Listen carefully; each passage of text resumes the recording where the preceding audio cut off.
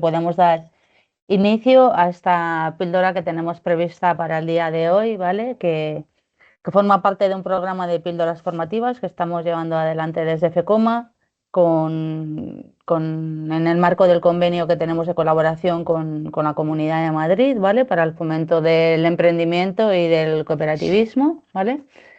Entonces, esta píldora formativa, que como bueno, los que venís regularmente sabéis, dura aproximadamente 45 minutos, aunque se pueda extender un poco más en base a las preguntas que se vayan generando, ¿vale?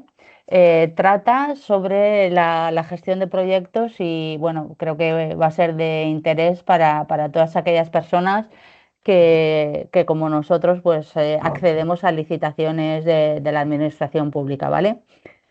En esta ocasión no lo va a impartir FECOMA, sino que lo va a impartir Francisco Celada, ¿vale? Paco Celada, que es una persona de las que está aquí con nosotros, que tiene gran experiencia en el tema y bueno, nos va a ir pasando y transmitiendo todos los conceptos clave que debemos conocer bueno, a la hora de optar o de acceder a financiación pública, ¿vale?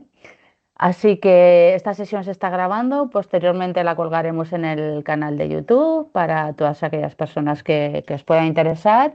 Y deciros también que esta sesión es la primera parte, ¿vale? Porque el tema era bastante amplio y entonces, bueno, hemos decidido dividirlo en dos sesiones formativas, ¿vale? Esta es la primera y la segunda parte trataremos el 28 de noviembre. La información está en nuestra web. Em, os inscribís si queréis venir y bueno, pues realizaremos la segunda parte el 28 de noviembre, ¿vale? Normalmente nos gusta hacer una ronda de presentaciones para saber un poco el perfil de la gente que está, pero dado que en esta ocasión sois muchos, quizá vamos a pasar directamente a que Paco ya nos empiece a transmitir un poco los conceptos que tiene preparados y entramos directamente en materia. ¿Os parece?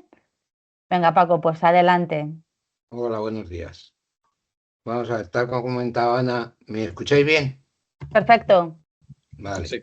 Tal como comentaba Ana, vamos a hacer dos sesiones, porque el tema es bastante amplio y además me interesa que seáis capaces de plantearme todas las dudas que tengáis. Yo comentaba el otro día con Ana que a mí me interesa que no las dejéis para el final de la sesión, sino que si tenéis una duda en un momento determinado que yo estoy contando algo, me preguntéis. No sé cómo se puede hacer eso, porque si estuviéramos presenciales, uno levanta la mano, mira, hace no sé qué. Aquí no sé Bueno, cómo pues se hace. tienen dos opciones, o levantan la mano y aquí estamos atentos y le damos el paso, ¿vale? Vale, vale, O si no, directamente pueden lanzar su pregunta y sin vale, como interrumpir veáis. demasiado en mitad de la frase, pero bueno, no hay No, problema, hay que ¿vale? esperar que acabe la frase por lo menos, Iván, pero sin ¿quieres ningún decir algo problema. tú ahora? Sí, Pues me una pregunta, interesa. porque es que a veces se me corta el audio, no sé si soy el único. Hay como unos cortecitos de audio, si no para salir y No, volver a no, entrar. a mí no me ha No, pasado, a ¿eh? mí también me está pasando. Me ha dado el aviso de que la conectividad es limitada. Vale, Ah, yo me voy vale, a quitar el audio y así vale, vale. A lo se mejor lo dejo conviene solo. quitar el vídeo Sí, quitar los vídeos, y sí. dejar solo un vídeo, y los demás quitarlos porque consume mucho ancho de banda. Genial, Sí, correcto. gracias. Es por eso, ¿eh?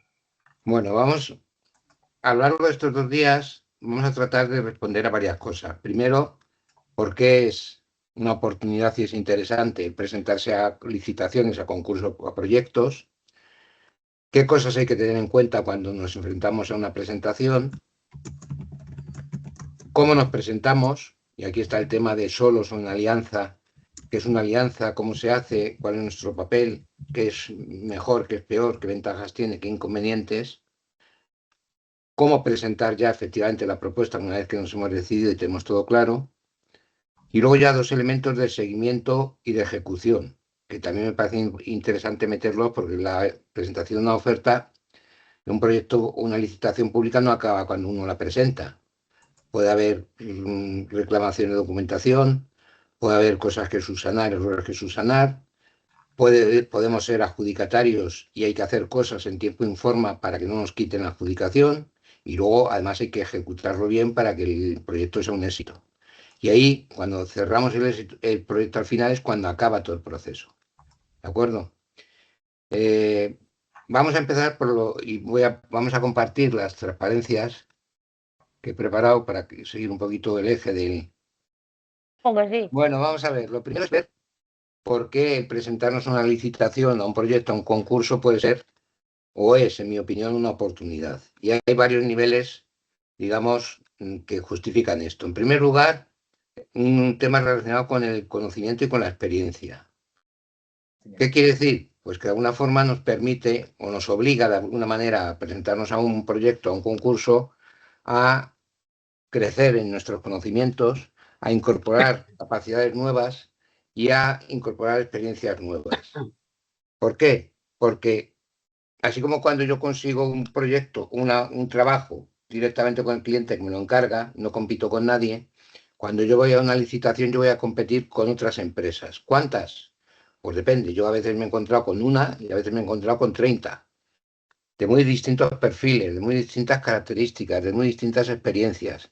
Por tanto, me obliga a dar lo mejor de mí, es decir, a ver qué sé hacer y cómo lo sé hacer y qué es lo mejor que sé hacer, pero también me obliga a aprender o a incorporar otros conocimientos, incluidos lo que pone ahí, herramientas débiles que muchas veces no se tienen en cuenta, pero que son importantes, que es la capacidad de comunicar, la capacidad de persuadir, de responder a objeciones que nos puedan poner, es decir, de ser capaces de convencer a quien nos tiene que juzgar de alguna manera de que nuestra oferta es la mejor de todas. Y eso yo he visto a veces que hay ofertas que son muy débiles realmente comparadas con otras desde el punto de vista argumental o de contenido, pero sin embargo son mucho más comunicativas y por tanto son más receptivas los evaluadores del proyecto a recibir ese tipo de información, ese tipo de propuestas que a la mía. Esto es importante. Claro, es importante también porque normalmente cuando estamos hablando de presentarnos a una licitación, un concurso, estamos hablando de proyectos que ya tienen una cierta entidad. No hace falta que sean 5.000 millones como el AVE, pero pueden ser de varios millones de euros o puede ser de cantidades que son muy superiores a las que habitualmente manejamos nosotros en una oferta normal. ¿Por qué? Porque cuando estamos hablando de proyectos, normalmente estamos hablando de cosas que duran pues un cierto tiempo, pues a lo mejor 1 año, 2, 3, 4, 5 años, 6 años. Por tanto, tienen no un presupuesto para un año solo, sino eso multiplicado por 6. Pero además que hacen muchas cosas que requieren, pues yo qué sé, construir un itinerario. En el itinerario tienes que tener orientación, tienes que tener formación, tienes que tener acompañamiento, tienes que tener emprendimiento y unirlos. Por tanto, ya son muchas cosas. No es solamente formar a tantas personas, sino luego llegar a concluir en 40 empresas nuevas que voy a crear. Entonces, todo eso es un presupuesto mucho más grande que el que habitualmente manejamos en una relación directa con un cliente. Entre otras cosas, porque cuando estamos hablando de un cliente particular, vale, pero cuando estamos hablando de un cliente público, hay una serie de normas que establecen la ley de contrato de las administraciones públicas que obligan a determinados procedimientos. Luego lo veremos más adelante cuando hablemos en el punto siguiente de las condiciones. Bueno, primero nos obliga a aumentar nuestro conocimiento y a mejorar nuestra experiencia. Luego nos permite llevar a cabo una expansión de mercado y una expansión estratégica. ¿Por qué?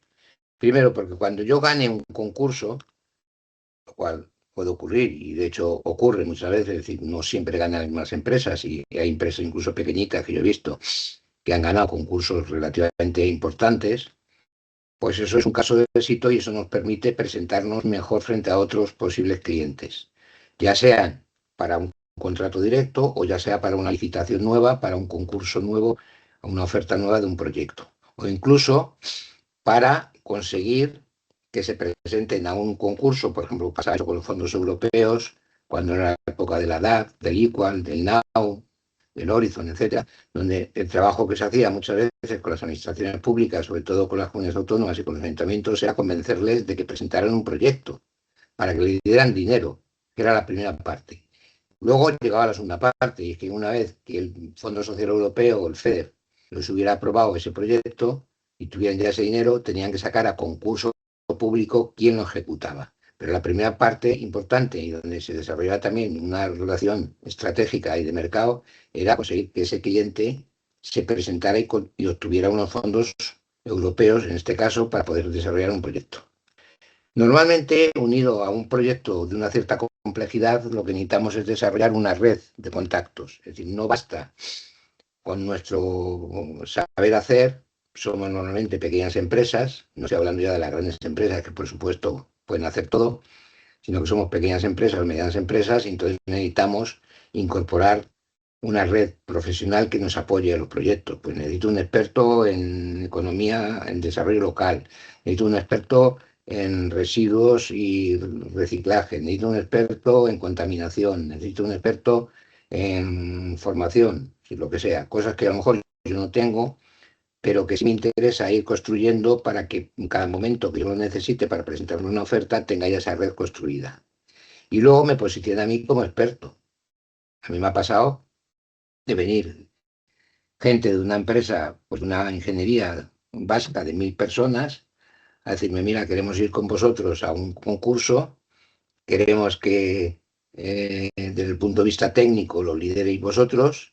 ¿Por qué? Porque tenéis un posicionamiento como expertos en el mercado sobre este tipo de proyectos.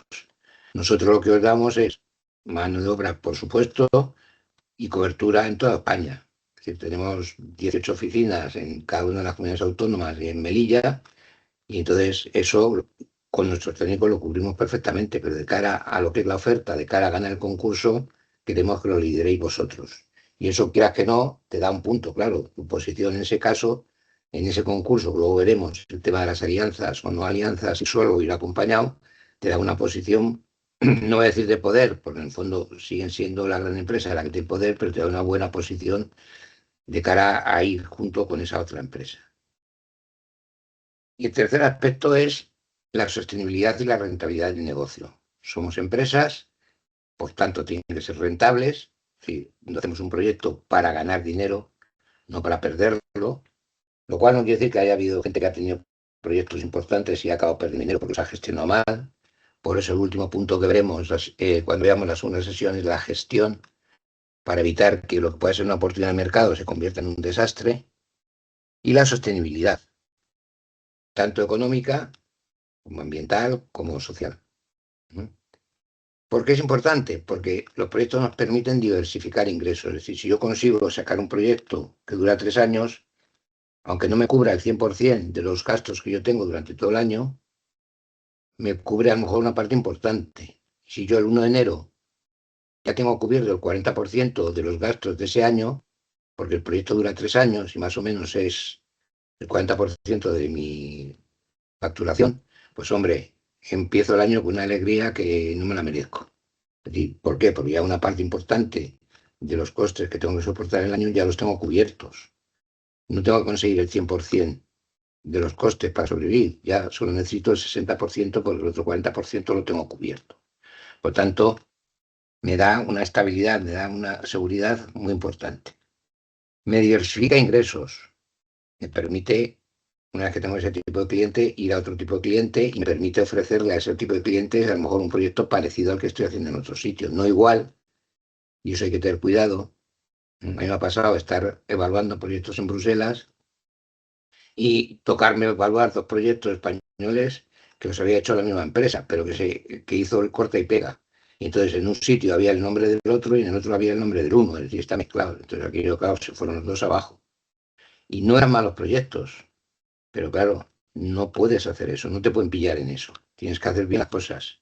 Hay que ser cuidadosos, hay que revisar las cosas, hay que no meter la pata. Entonces, si haces un corte y pega, hay que tener mucho cuidado con el corte y pega. Por el momento determinado, donde ponía Alcalá de Henares, pones Torrejón de Ardoz y la has fastidiado.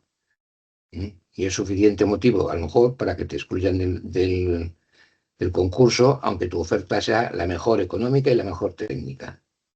Mucho cuidado con eso. Después, ver si nuestro valor, es decir, si nuestro conocimiento, si nuestra visión de enfrentarse a ese problema que pretende atacar el proyecto que vamos a hacer, al que nos enfrentamos, tiene realmente es valorado por los clientes o no es valorado por los clientes. A lo mejor nosotros tenemos una estrategia muy clara, muy definida, que nos parece maravillosa, pero que luego en cambio el mercado no la entiende así. Hay algo que falla.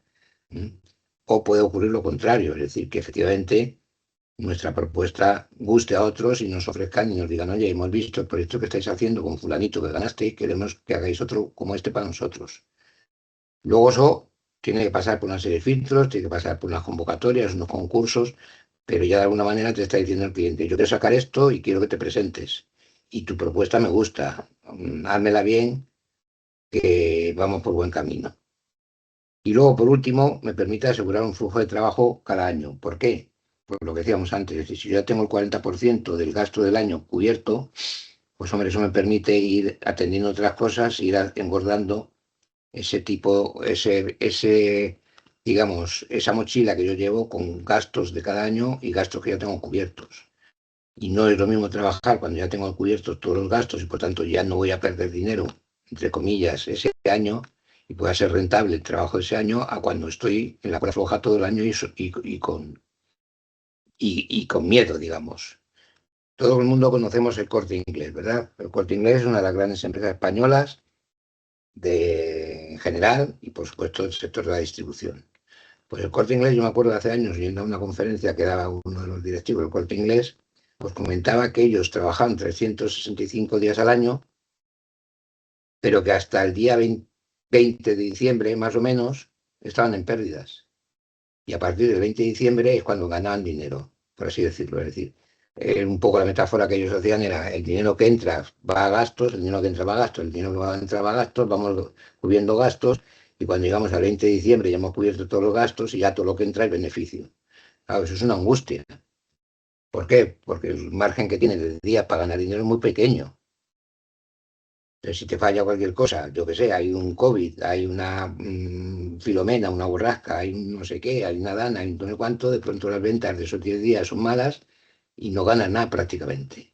Estás un poco en la cuerda floja. En cambio, si yo cuando llega el mes de mayo ya tengo cubierto el 80%, el 90%, el 100% de mis gastos, yo el resto del año voy tranquilo. Puedo seleccionar qué quiero hacer, qué proyecto presentarme, qué clientes me interesan y les hago una oferta, etcétera, etcétera. Bueno, ¿cómo saber las licitaciones? Este es un primer tema que es importante. Antiguamente, pues no había más que un sistema que era el Boletín Oficial del Estado, el BOE y los boletines de las comunidades autónomas. Hoy en día hay muchos mecanismos, y sobre todo son mecanismos de muy fácil acceso, que es a través de Internet. Evidentemente están los boletines de la Unión Europea, del Estado, de las comunidades autónomas y de municipios. Algunos grandes municipios como el de Madrid o el de Barcelona tienen su propio boletín y ahí salen sus concursos, sean del tipo que sean económicos, sean de infraestructura, sean de recogida de basura, sean de ecológicos, sean de lo que sea.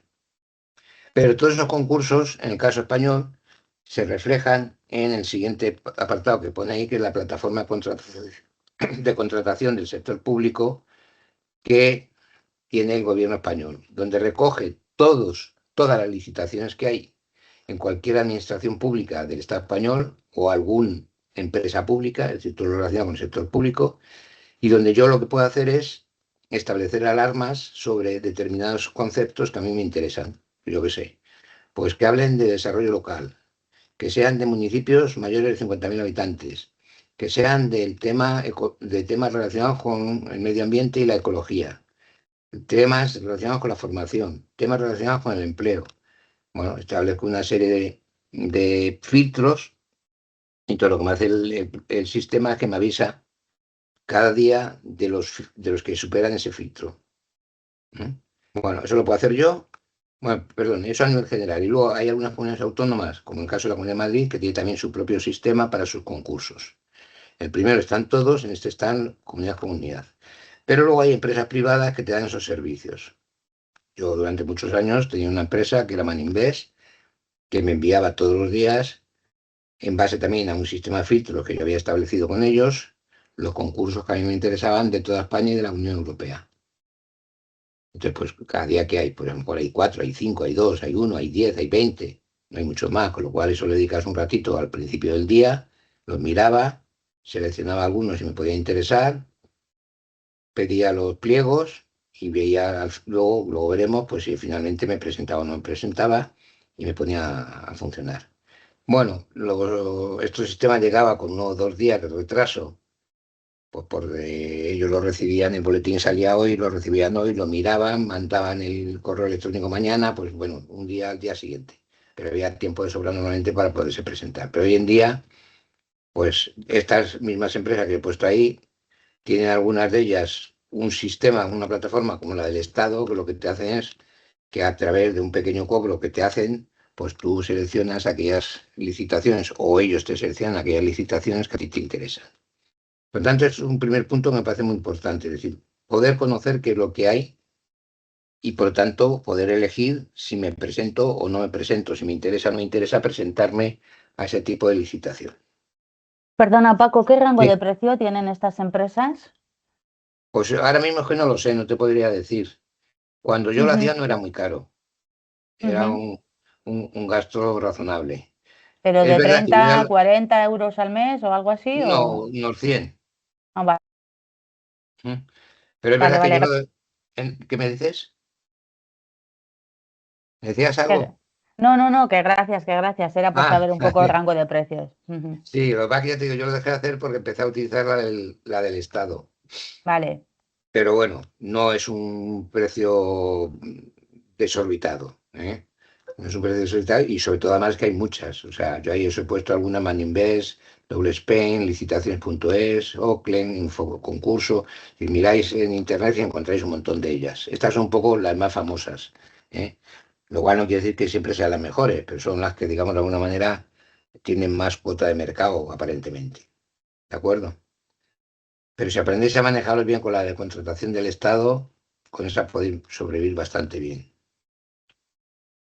De aquí un poco lo que trato es de resumir cuál es el proceso al cual yo me tengo que enfrentar cuando decido ir a un proyecto, ganarlo y ejecutarlo. Primero, identificar oportunidades. Es decir, hay un concurso determinado, me puedo presentar o no. ¿Y qué quiere decir me puedo presentar o no? Quiere decir, sé de esto, aunque no tenga experiencia, como no he hecho ningún proyecto exactamente como este, digamos que los elementos que configuran este proyecto los controlo. Y a lo mejor no he hecho nunca un proyecto de formación, pero controlo formación.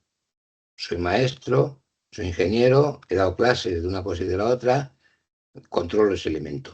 Es decir, tengo los conocimientos, tengo el lenguaje, tengo las herramientas, o sé cómo buscarlos para saber que ese tipo de proyectos me va o no me va. Luego puede ser que no me interese porque no me quiero meter en un fregado o porque me falten herramientas. Es decir, bueno, tengo los conocimientos técnicos, pero no tengo infraestructura, por ejemplo, para dar las clases que me piden. ¿Qué hago? Las alquilo, pero son muy caras. ¿Me compensa? No me compensa. El margen que me queda es suficiente y no es suficiente. Por tanto, ahí es importante identificar oportunidades para no hacer esfuerzos que luego a mitad de camino diga, esto no vale para nada lo que estoy haciendo, es imposible que consiga el concurso y lo tengo que dejar. Pero claro, como veremos un poquito más para adelante, en una transparencia, presentarse a un concurso cuesta dinero, porque hay que hacer trabajo, hay que hacer una oferta, hay que presentar una documentación, hay que negociar a lo mejor con un socio, y todo eso es tiempo, y tiempo en una empresa es dinero. Por lo tanto, ser realistas, por tanto, identificar bien la oportunidad para decidir si sigo adelante o no. Si una vez que decido seguir adelante, tengo que ver los pliegos y los requisitos que hay. Esto también era un tema que antes era más complicado y hoy en día es mucho más sencillo. Antes tenías que identificar el concurso, llamabas por teléfono, preguntabas, te mandaban a un sitio a otro, te dan otro teléfono, volvías a llamar, te volvían a mandar a otro sitio, al final ya llegabas a donde era. Mire que ha salido este concurso y quiero los pliegos. Vale, pues se lo mandamos por mensajería, le llegarán mañana o pasado, lo que fuera. Vale, o mande usted una mensajería, nosotros se los damos y se los llevan. Vale, pues ya se lo mando, mañana está allí, venga, no sé qué. Hoy en día muchas veces ya viene publicado, descarga de pliegos, le das al botoncito en internet, te los descarga y ya los tienes en un PDF con los requisitos perfectamente definidos. Tercero, una vez que tengo lo que me piden y de qué va el proyecto, tengo que hacer la propuesta técnica y económica. Las dos. Y aquí también hay una trampa. La ley de contratos de las administraciones públicas establecía que hay varios tipos de concursos. Hay concursos subasta, hay concursos de méritos, pero prácticamente en España el concurso que se ha ido haciendo y ha prevalecido prácticamente casi al 100%, es el de subasta. ¿Qué quiere decir esto? Pues que al final, de 100 puntos, tú te encuentras a veces que hay proyectos que 50 valen la propuesta técnica y 50 la económica, lo cual es una cosa desmesurada. Normalmente, antiguamente la propuesta técnica valía el 80 y la económica el 20, a lo mejor. Pero al final ha ido creciendo el peso de la parte económica e incluso yo he visto algún concurso en que el 80% era la propuesta económica, es decir, es una subasta. Dígame, con este dinero, ¿qué me hace? Pero claro, cuanto más baje yo el dinero para ganar el concurso, me estoy jugando la calidad de lo que voy a hacer. Porque usted ha calculado muy mal el precio de este concurso, o si no, no se puede hacer cosas en vez de por 100 euros por 50, o por 60, o por 70. Y luego hablaremos de la baja temeraria. Entonces, tengo que ver cómo combino la propuesta técnica de lo que yo tengo que hacer con la propuesta económica que voy a presentar. Pero claro, yo no te puedo decir que te voy a dar un trono de oro si luego para eso tengo 10 euros, porque claro, con 10 euros no compro ni una pepita de oro. No, vamos a ver. Cuarto, ya tengo la propuesta técnica, económica, pues en paralelo tengo que haber preparado la documentación, las escrituras, los estatutos, el DNI del que presenta la oferta, los poderes, las cuentas, lo que me pidan, y lo presento. Aquí también ha cambiado. Antiguamente, y luego lo veremos, antiguamente yo me tenía que ir a los sitios con un sobre y entregar un registro. Hoy en día la mayor parte de los concursos se hacen electrónicamente en una plataforma que se suben los documentos y ya está. Si yo gano, después de esto hay todo un proceso de selección, y si gano el concurso, tengo que firmar el contrato. Y una vez que firme el contrato, lo tengo que ejecutar. Hay mucha gente que piensa que prácticamente lo complicado se acaba ahí, y no. Yo he visto gente que ha perdido un contrato que había ganado porque no ha entregado a tiempo la fianza definitiva. No, si ya me la adjudica a mí, ¿qué más da ya? No, sí da. La ley sigue diciendo que una vez que te adjudican un concurso, tú tienes 15 días para presentar la fianza definitiva. Y si no presentas la fianza definitiva, pierdes el contrato, pierdes la adjudicación y se la dan al siguiente. Y de igual forma, una vez que yo tengo el concurso ganado, tengo que ejecutar, tengo que justificar. No vale decir yo lo hago a mi aire y ya está y que me paguen. No, cuidado, que a lo mejor no lo estoy ejecutando bien. A lo mejor no estoy consiguiendo los resultados que he dicho que iba a conseguir. A lo mejor estoy justificando mal porque no estoy justificando con las nóminas y no presento las nóminas o no presento no sé qué. Entonces de pronto te dicen, oye, usted no ha presentado las nóminas, fuera esto y fuera esto.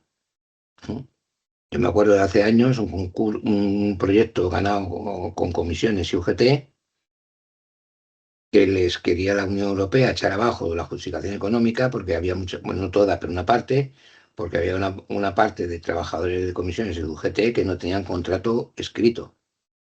Y que ahora gente que se había contratado hacía muchos años, en los años 80, donde en España era válido y legal el contrato verbal. Así que tú podías contratar a un trabajador de forma verbal y con un simple apretón de manos está cubierto. No era obligatorio hacerlo por escrito. Entonces, claro, los sueldos de esos trabajadores que participaban en el proyecto no tenían de acompañamiento un contrato donde se establecieran sus condiciones escritos porque no existía.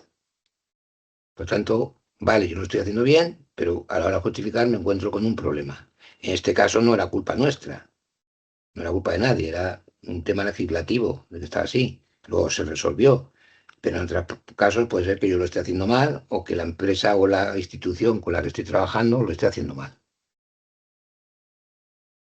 Bueno, ¿qué aspectos tengo que tener en cuenta? Pues esto es una parte importantísima. Cada concurso, cada licitación tiene unas condiciones administrativas, tiene unas condiciones técnicas y tiene unas condiciones económicas. Y tengo que responder a todas esas condiciones, sean administrativas, sean técnicas o sean económicas. Bueno, yo aquí un poco lo que trato de transmitiros es que hay que ser ordenados. Pues digo, muy importante. Primero, saber qué nos piden. En condiciones administrativas, en condiciones técnicas o en condiciones económicas. Es decir, ¿qué me están pidiendo? Que sea una empresa que tenga más de 5 años de existencia, por ejemplo. Que sea una empresa que ha ganado dinero a ti beneficio en los 3 últimos años. Que sea una empresa que factura X cantidad, porque es la cantidad equivalente del concurso al que me presento. ¿Qué me están pidiendo? Que tenga ingenieros, que tenga maestros, que tenga biólogos, que tenga gente que sepa inglés, que sepa francés.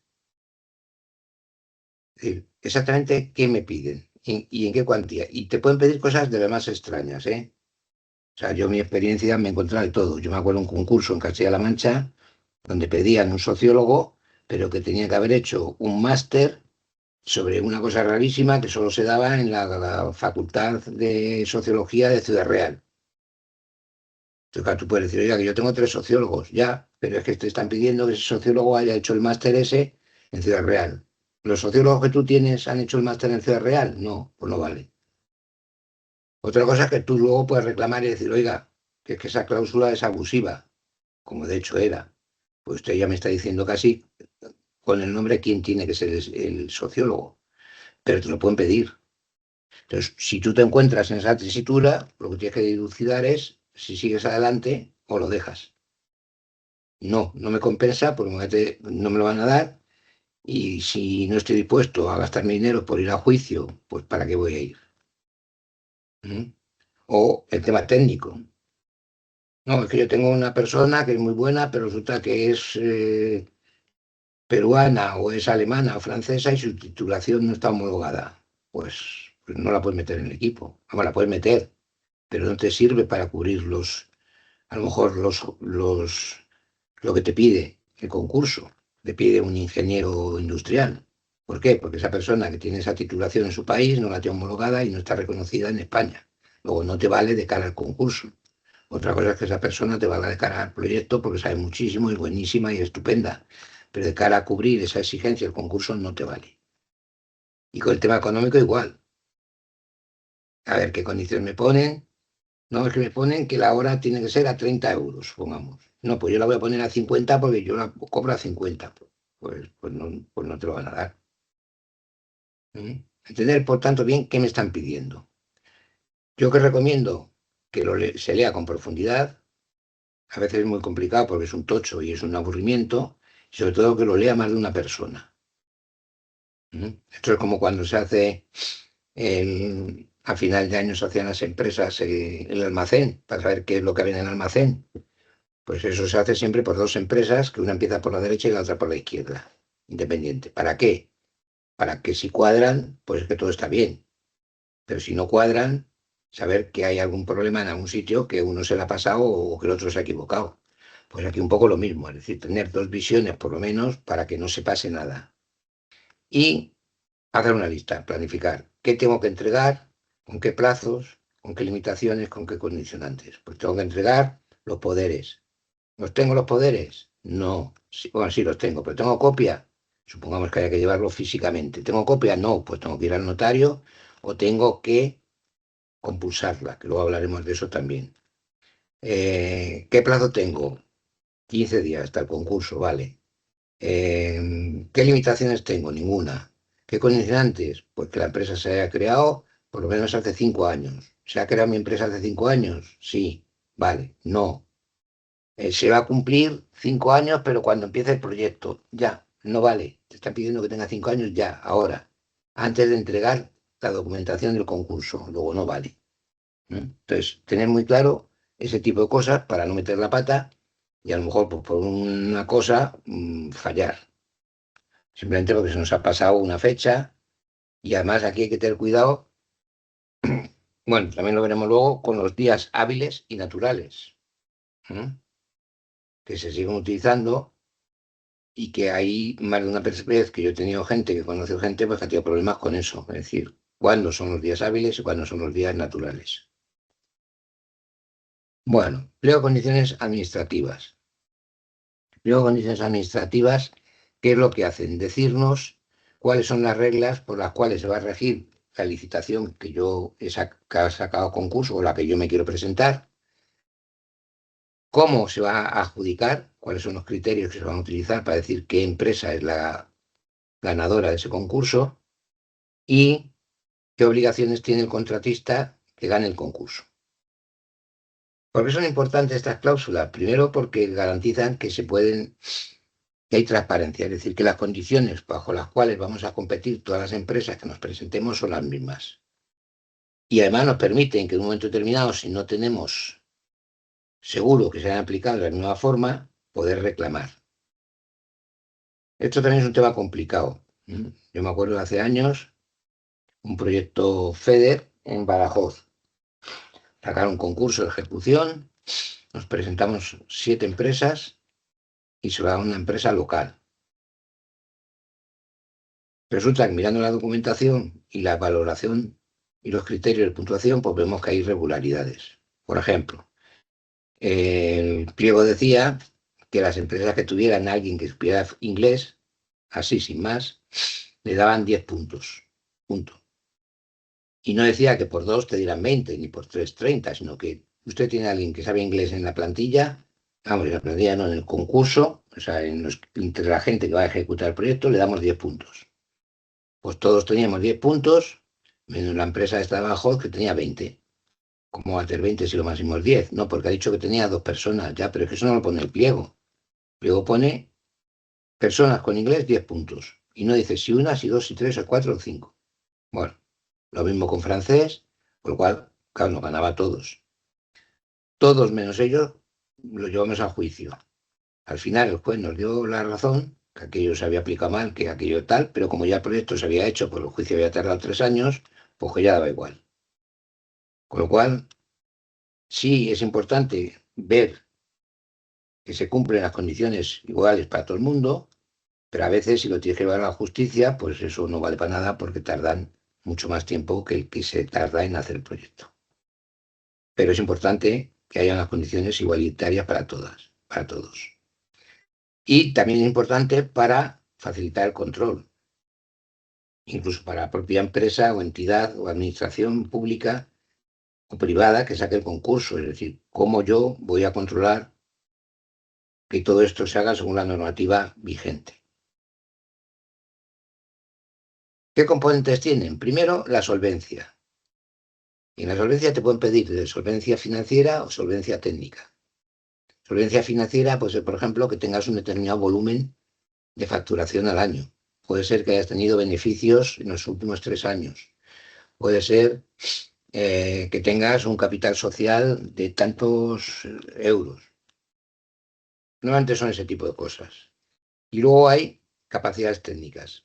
Puedo pedir un ingeniero, puedo pedir un maestro, puedo pedir un biólogo, puedo pedir un orientador laboral, puedo pedir lo que sea en función del proyecto, pero no solamente te puedo pedir que tenga esa titulación, sino que puedo pedir además que tenga determinado tipo de especializaciones. Es decir, pues yo qué sé, un sociólogo especializado o con experiencia en trabajo con colectivos en riesgo de exclusión, o un sociólogo especializado en trabajo con mujeres víctimas de violencia machista.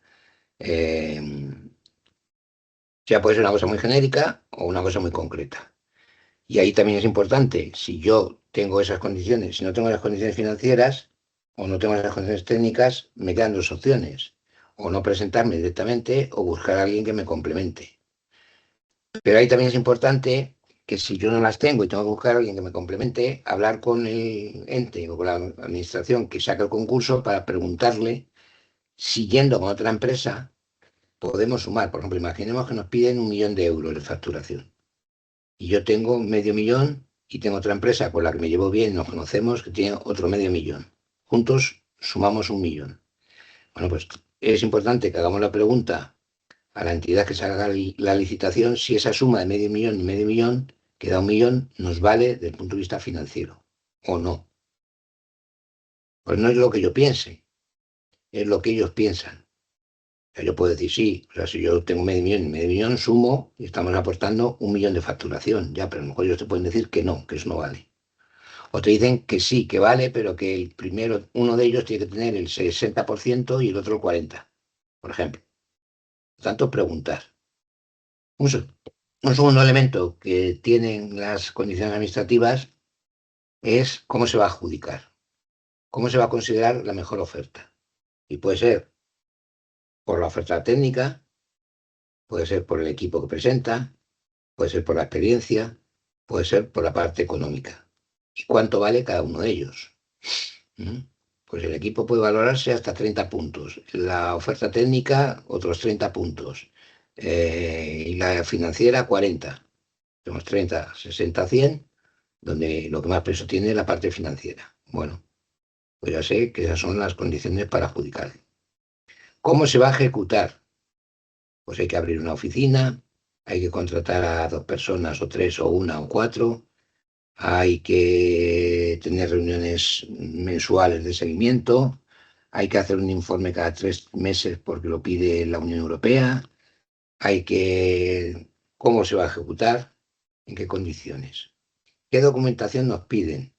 ¿Qué tiene que presentar la empresa de documentación? Pues algo que acredite que existe, que son las escrituras y los estatutos, alguien que acredite que la persona que realiza la oferta tiene poderes para hacerlo, luego los poderes de ese representante, el CIF para saber que está registrado en Hacienda, a lo mejor te van a pedir el último impuesto de sociedades para ver que declaras Hacienda tus obligaciones fiscales.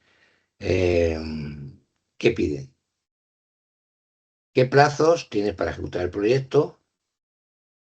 ¿Y qué garantías debes aportar? Normalmente, antiguamente, ahora ya no, ahora hay muchos concursos que ya no lo hacen, pero antiguamente había una fianza provisional y una fianza definitiva. La fianza provisional solía ser el 2% del concurso. Ahí siempre estaba la duda de si el IVA entraba o no entraba, que había que preguntarlo en cada caso, a no ser que lo dijeran explícitamente. Y luego había una fianza definitiva del 4%. Luego veremos más adelante, cuando hablemos de la fianza, cómo hacer esa fianza, porque ha habido gente que ha metido mucho la pata metiendo dinero en efectivo, que yo es lo último que haría y no lo haría nunca si es posible. Pero bueno, hay que meter una fianza y esa fianza tiene unos plazos.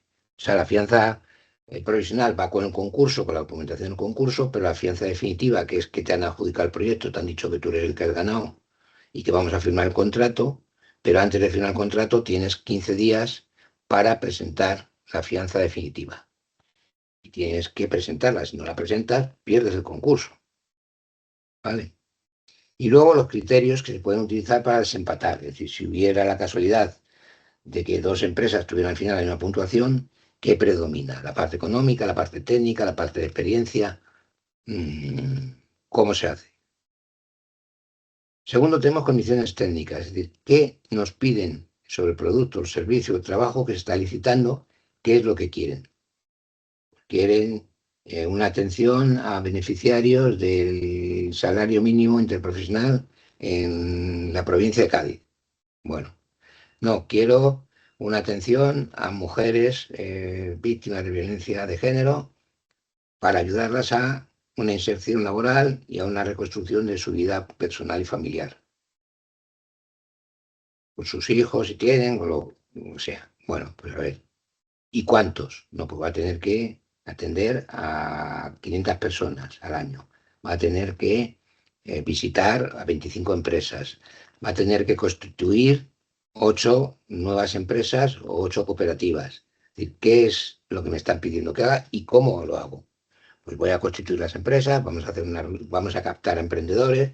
Para captar a emprendedores voy a hacer una sesión informativa. Aquella gente que esté interesada voy a hacer ya un trabajo personal. Vamos a trabajar la idea, vamos a trabajar las condiciones, vamos a trabajar la financiación, vamos a trabajar el proyecto empresarial. Bueno, ¿qué voy a hacer? De tal manera que responda un poco a lo que ahí me están diciendo de qué requisitos, con qué características, cómo prestarlos, con reuniones, no reuniones, a distancia, online, con visitas, etcétera. Y luego, ¿qué habilidades y conocimientos necesito? Pues haber trabajado en 2 proyectos como mínimo de este tipo, o haber trabajado en proyectos en general de este tipo. ¿Qué aptitudes y qué competencias técnicas? Y aquí entra un tema que es siempre muy de debate, ¿no? Y sobre el cual yo guardo una opinión un poco particular, que es qué currículum vitae presentar. Vamos a ver, esto no es una oferta de trabajo que yo voy, no es a una empresa a la que yo me presento para ser abogado, para ser ingeniero, para ser reponedor de un almacén, sino que es un concurso en el cual yo tengo que demostrar que tengo conocimientos y habilidades mejores que mis contrincantes, que me quieren quitar el proyecto y se lo quieren llevar ellos. Por tanto, yo siempre lo que recomiendo es tener siempre hecho un currículum vitae de la empresa y de las personas que trabajan en esa empresa lo más exhaustivo posible. Y luego, en función de cada concurso, elegir si meto el proyecto completo, el currículum completo, o quito aquellas cosas que no están relacionadas directamente con ese concurso. Y yo a lo mejor me están pidiendo un concurso de creación de empresas, pues quito toda aquella experiencia que no tenga que ver con creación de empresas. Pero no presento un folio. Si me salen 10 folios, presento 10 folios, porque lo que tienen que hacer es valorar mi experiencia. Y mi experiencia no se valora con un folio. Por ejemplo, la mía. Mi currículum tiene 55 páginas de proyectos, de estudios, de trabajos, de formaciones que he hecho. Yo no voy a presentar eso en cada oferta, porque ahí hay cosas muy variadas. He hecho cosas del mercado de trabajo, cosas de creación de empresas, cosas de agendas locales 21 en su momento, de rehabilitación de espacios industriales, es decir, cosas muy distintas, pero eliges en función del concurso en el que estás qué metes aquí, pero lo tengo todo controlado, lo tengo todo ordenado en un currículum único mío. ¿Por qué? Porque yo lo que tengo que demostrar es que tengo conocimientos, que tengo experiencia, que tengo competencias técnicas para poder llevar a cabo ese trabajo. ¿De acuerdo? Y luego tenemos las especificaciones que nos diga el pliego de condiciones, que yo quiero hacer este tema de esta forma. Por ejemplo, quiero que las empresas que se constituyan en este proyecto sean todas cooperativas. Pues si usted quiere que todas sean cooperativas, pues tengo que meter cooperativas. Y las cooperativas pues tienen unas condiciones de un número de socios, de un capital social, de unas condiciones, etcétera, que son distintas que una sociedad limitada o que una sociedad anónima o que una sociedad laboral. Luego tengo que tener en cuenta qué especificaciones detalladas me está dando ese concurso para yo hacerlo. ¿Cómo lo tengo que prestar? ¿Cómo me van a evaluar? ¿Qué cualificaciones tiene el personal? Que es un poco lo que hemos visto. Y la solvencia. La solvencia técnica y económica. La económica ya hemos visto lo que es al final poner me pueden pedir un coste hora o me pueden pedir un coste global, que lo tengo que especificar porque me sale ese coste, ¿sí? Para que se pueda valorar. Y la solvencia técnica, pues un poco igual, es decir, ¿qué tengo que presentar para responder a lo que me piden? Pues yo, es una empresa que vamos a hacer una obra de ingeniería, pues tengo que tener ingenieros. Y tengo que tener peones de construcción, albañiles, soldadores, electricistas, fontaneros, supongamos. Bueno, míos o subcontratados, porque esto también ha cambiado mucho. Y me pueden pedir años de experiencia de trabajo en ese tema. Es decir, me pueden decir, pues, por ejemplo, como decía en ese proyecto que llevamos a los tribunales de Badajoz, pues te podían decir que tenías que tener experiencia en Urban, que era la convocatoria que era. Bueno, pues nosotros en ese caso concreto teníamos 3 experiencias en Urban. Habíamos presentado 3 proyectos Urban. Luego sabíamos lo que era Urban y podíamos entrar perfectamente en la solvencia técnica que te pedía que como mínimo hubieras presentado en la misma convocatoria en la que estabas un proyecto Urban. Por lo tanto, hay que mirarlo. ¿Que no lo tengo? Pues tendría que haber buscado un socio que lo tuviera para poderme presentar y si no, directamente me iban a echar. Y luego las condiciones económicas, que es los aspectos financieros de la oferta, el precio, coste, la rentabilidad, etcétera. Aquí hay veces que te dan ellos como una especie de beneficio industrial que le llaman, que es una trampa, porque no es real. Y lo digo yo que soy ingeniero y he trabajado también en algunas obras y he hecho proyectos de ingeniería y presupuestos de obra pública y de ingeniería. Te dan como beneficio industrial un 7%. Vamos, no hay ninguna empresa del sector de la construcción que gane un 7% de su obra, ganan 4 veces más, vamos. Porque luego hay trucos para conseguir que ese 7% se convierta en un 28%, en un 30%. ¿Qué pasa? Que con eso a ti te ajustan mucho. ¿Por qué? Porque te están o limitando el precio y no cubres el 100% de los costes internos que tú tienes en mano de obra, o te está limitando las personas que pueden trabajar. En definitiva, te están limitando la rentabilidad del proyecto, de la licitación, con lo cual a lo mejor pierde interés. Y claro, aquí hay una cosa que se olvida hace mucho tiempo. A ver, yo saco una licitación y digo que este trabajo, este proyecto se ejecuta por 100.000 euros. Y lo he pensado y lo he hecho. Y yo calculo que eso es así. Si ahora viene una empresa y me dice que lo va a hacer por 50.000, hay dos posibilidades. O yo calculé muy mal el coste, lo cual puede ocurrir una vez, pero no normalmente. Puede ser que en vez de 100.000 fueran 105 o 95, pero no 50. O puede ocurrir que la empresa que me dice que lo va a hacer por 50, lo que me está quitando son muchas cosas. O sea, me está dando una calidad cero. Porque no puede valer lo mismo hacerlo valiendo 100, gastándome 100.000 euros que gastando 50.000. Quieran o no quieran. Entonces, yo sé que si yo voy a un tema de precios solo, que es un tema que se ha puesto muy de moda hace ya como 20 años, de valorar sobre todo el precio, pues sé que lo estoy haciendo a costa de la calidad. Y claro, hay que tener mucho cuidado cuando yo hago la licitación de no pillarme los dedos, porque si no, no, yo voy a ofertar la máxima calidad, pero cuidado, tenemos un tema de costes, tenemos un tema de precio, y a lo mejor la máxima calidad significa que te va muy por encima del resto. Y a su vez hay empresas que van a muerte con el tema del precio. Luego, cuando hablemos de problemas, veremos uno de ellos, que es la baja temeraria. Es decir, yo voy a hacer, usted dice que esto vale 100, yo digo que se lo hago por 40, cuando el resto de la gente dice que se lo hace por 85. Eso es una baja temeraria. Es decir, ahora le llaman baja anormalmente baja. ¿Por qué? Porque si todo el mundo está diciendo que esto vale 90, 80, 85, 92, es muy raro que a usted le salga por 40. Algo pasa ahí. Antiguamente eso servía para que te eliminaran, por lo cual la gente ponía precios realistas. ¿Por qué? Porque a ver si me paso y me eliminan. Pero ahora lo que pasa es que te preguntan y te dicen, oiga, ¿y esto por qué es? Y entonces, claro, y la gente dice lo que le da la gana.